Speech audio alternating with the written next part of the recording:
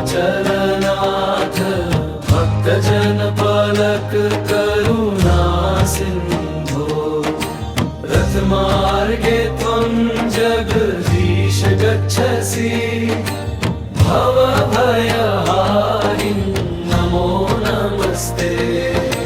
शङ्खचक्रगदा पद्मधरो विभो सुभद्रा बलभद्रसमेत ईश्वरः भक्तानां हृदये सदा विराजते।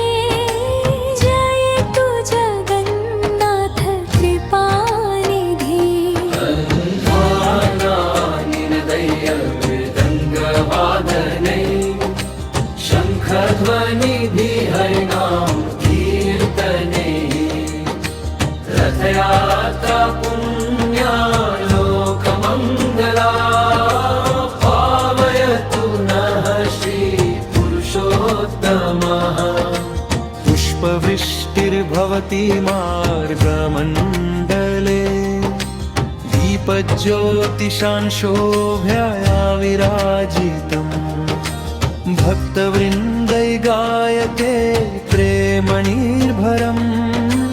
जय जगन्नाथ इति सर्वतो ध्वनि गुण्डिचा मन्दिरं प्रति याति माधवः।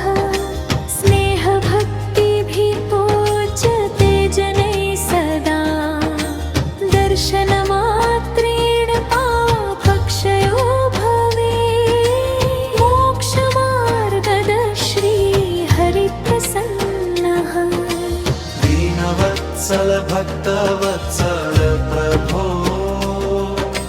मत्पदाम्बुजे नित्यभक्तिर्मम जन्म जन्मनि तन्मम जीवनम्। जगन्नाथ देव पालय मां प्रभो। जय जय जगन्नाथ नीलाचलनाथ भक्तजन पालक करुणा सिंधो रथमार्गे त्वं